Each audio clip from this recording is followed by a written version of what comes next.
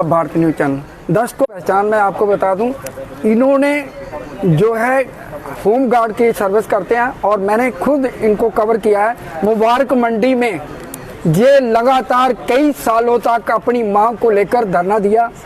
मुबारक मंडी में डिप काम का दफ्तर हुआ करता था, मैंने खुद वहाँ पे जो है लगातार इनकी स्टोरी चलाई। इनकी जबानी का इन्होंने कितना संघर्ष किया होम गार्ड की जो है उनकी मांग को लेकर, जिनकी जायज मांग है। और ये जो है होम गार्ड जो है बेछाना बछाना पुलिस हो या आर्मी हो, पैरामिलिट्री फोर्स हो, उसी की तरह उसी पैटर्न के ऊपर काम करते हैं।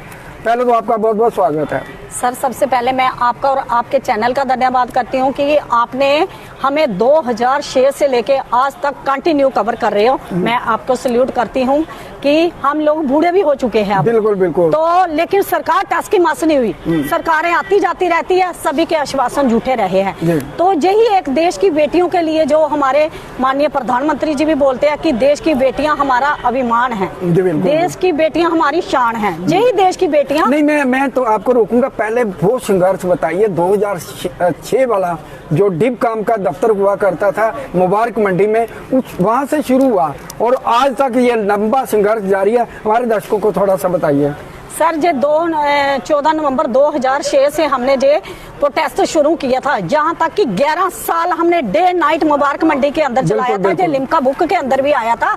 इतना प्रोटेस्ट शायद इतना एजिटेशन किसी हिस्ट्री में किसी ने नहीं की होगी जो होम गार्ड ने की है। और देश के लिए इन्होंने, जो सरकारें बोलती वॉलंटियर, हमने निष्काम सेवा भी अगर की है ना, तो अगर आप बोलते हो कि निष्काम सेवा जो आप 2700 देते हैं वो भी ले लो, हम खुश हैं कि हम देश की सेवा तो कर रहे हैं वर्दी पहन के। आप देश तो लूट नहीं ना रहे हैं ना, हम देश की सेवा कर रहे हैं।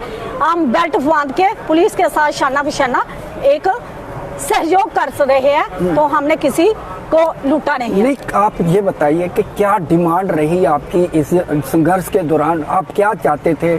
क्योंकि देखा गया है होम गार्ड जो है जम्मू कश्मीर में कुछ है, दूसरी स्टेट में उसकी हालत कुछ है, थोड़ा सा बताइए हमारे यहाँ। सर जब वो होम गार्ड है तो वो एक ही होम गार्ड है, रूल एज ए रूल सभी के लिए एक होता है। जब कश्मीर से लेके कन्याकुमारी तक होम गार्ड है, तो आप अगर आपने ड्यूटी बनाया हमारी स्टेट 2014 में 2019 में 5 अगस्त 2019 में अगर ड्यूटी बनाया तो आपने हमें ड्यूटी का भी नहीं दिया। बिल्कुल। ड्यूटी अगर बनाया नियर से, हम बाकी स्टेटों की छोड़ो, नियर से स्टेट हमारी ड्यूटी पंजाब है, चंडीगढ़, हमारी दिल्ली है, हमारी लक्षद्वीप है, हमारी पौंडीचेरी है। वहाँ की सैलरी और इस सैलरी में भी आप देखिए कि क्या डिफरेंस है। कम से कम जो पंजाब की ड्यूटी है चंडीगढ़ उधर 46,000 है, तो जम्मू कश्मीर में 2700 रुपया। आजाद हिंदुस्तान के अंदर आज कोई गुलाम है तो जम्मू कश्मीर की होमगार्ड सबसे ज्यादा गुलाम है।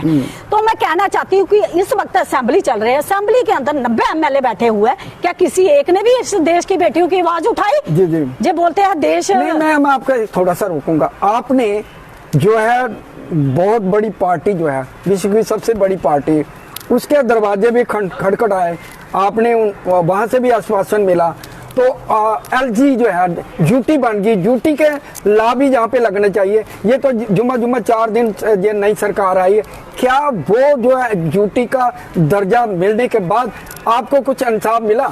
हमें कुछ नहीं मिला, हम पहले से भी बदतर हो गए हैं।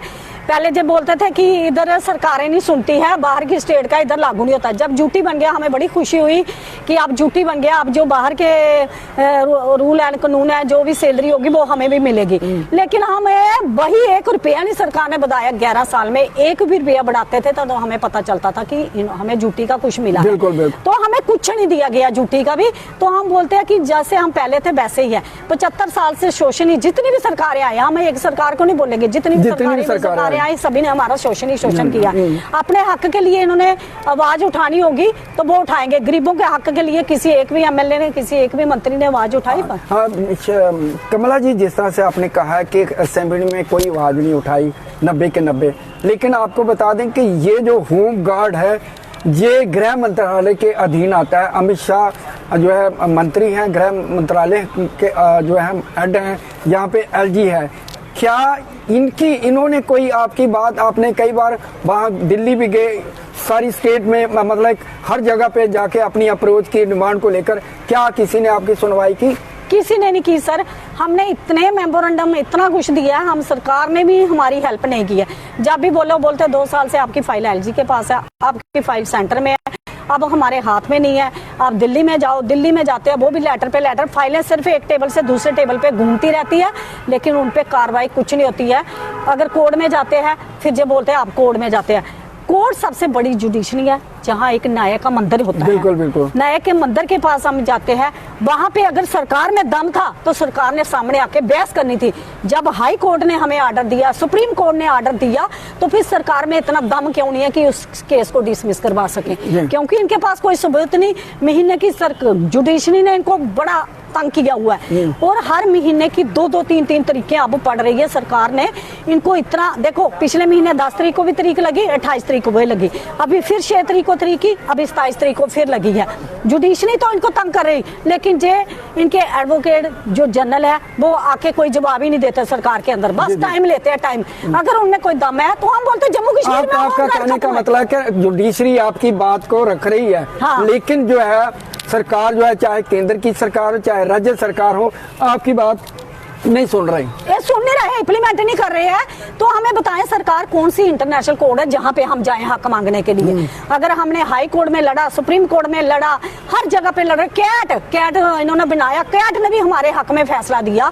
जो लोग निकाले हुए थे उनको दोबारा रीएंगेज किया गया कैट के थ्रू भी, फिर हाई कोर्ट के थ्रू भी, उनको भी वापस नहीं ले रहे। तो हम तब तक चुप बैठने वाले नहीं है, चाहे कोई भी सरकार है। जहाँ तो इधर 2 असेंबलियां लगनी चाहिए, जो बोलते हैं हमारे हाथ में कुछ नहीं है। एक तो 2 असेंबलियां लगनी चाहिए, एक एलजी के पास लगनी चाहिए, एक चीफ मिनिस्टर साहब के पास लगनी चाहिए। जहाँ पे हमारा मसला है तो वो हम उनके पास जाएं, फिर एलजी साहब इसका जवाब देंगे। एलजी से कई बार मिले आप, क्या उन्होंने कुछ आश्वासन दिया क्या और आपकी बात को रखा क्या? वही बोलते हैं हाँ चल रहा है चल रहा है चल रहा है, लेकिन हमें कुछ नहीं दिखाई दे रहा, अंधेरा ही अंधेरा दिखाई देता, हमें कुछ नहीं दिखाई। लास्ट में हम क्या उम्मीद करते हैं, जिस तरह से नई सरकार भी आई, आपको लगता है कि जो एमएलए चुनकर जम्मू डिवीजन के लोगों ने भेजे हैं वो आपकी बात रखेंगे? क्योंकि जब इलेक्शन था तो बड़े बड़े वादे किए थे, हर बंदे के साथ, डेली वेजर हो, होम गार्ड हो, हर बंदे के साथ जो है उन्होंने कहा हमें वोट दो, हम आपकी बात को आगे रखेंगे। क्या आपको लगता है कि ये कुछ काम करने लायक है जो जहाँ से 28 एमएलए जीत कर आए हैं? जो पीसफुल तरीके से मांगेगा ना अपना हक, उसके हक में कभी नहीं बोलेंगे। जिससे कोई रोड ब्लॉक करेगा, पब्लिक को तंग करेगा, बेचारे खुद मार खाएंगे ना, फिर उनका मजबूर इन्होंने आवाज उठाना पड़ती है। लेकिन पीसफुल तरीके से हमारी महिलाएं बहनें, जहां हमारे जवान अपना हक मांग रहे हैं, चाहे वो कोर्ट के थ्रू मांग रहे हैं, चाहे सरकार के पास जाके मांग रहे हैं, चाहे वो दिल्ली में जाके मांग रहे हैं, उनकी आवाज कोई नहीं सुनने वाला है। जहाँ पे अंधा कानून है, जहाँ पे अंधा कानून है कि हमें अगर कोर्ट ने फैसले दिए हैं तो उसको इम्प्लीमेंट क्यों नहीं कर रहे?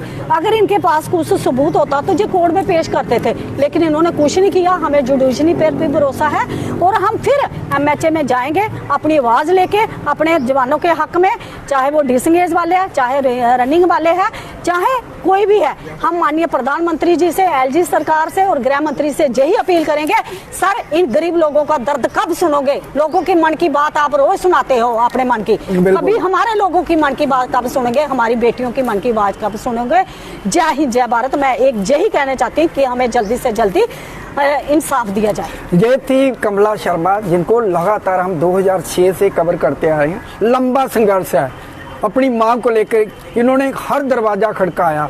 अब जो है जुडिशरी के ऊपर इनको भरोसा है, जुडिशरी में सरकार जो है आनाकानी करती है और ये संघर्ष इनका कहना जब तक उनको इंसाफ नहीं मिलता तब तक वो अपना संघर्ष जारी रहेंगे। दर्शकों कमेंट बॉक्स में इनके बारे में कुछ 2 शब्द लिखें और सरकार से भी अपील है, इनका लंबा संघर्ष है, ये भी वही ड्यूटी देते हैं, चाहे आर्मी हो, पैरामिलिट्री फोर्स हो, चाहे पुलिस हो, उनके छाना बसाना वो काम करते हैं। और ये भी बड़ी विडंबना की बात है कि दूसरे राज्यों में इनका ये सैलरी जो है और जम्मू कश्मीर के होमगार्ड की सैलरी में बड़ा अंतर है। तो हम चाहते हैं कि इनकी बात को सुना जाए, सरकार इनकी बात को सुना जाए।